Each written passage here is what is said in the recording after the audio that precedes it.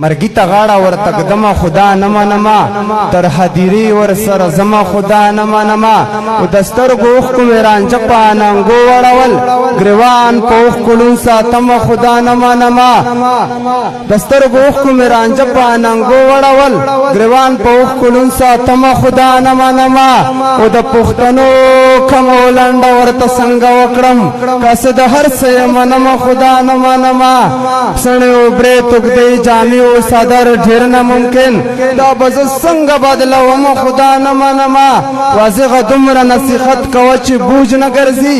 هر نصیحت ته نازوم خدا نما نما دوی دې هم دمر صفاتونه دا کلام نه کوي زبا پتورو او پسغرو غزل نه جوړوم چرته کاغه واګم زورا کړه چوي چړم تش په مامانو په ګرګرو غزل نه جوړوم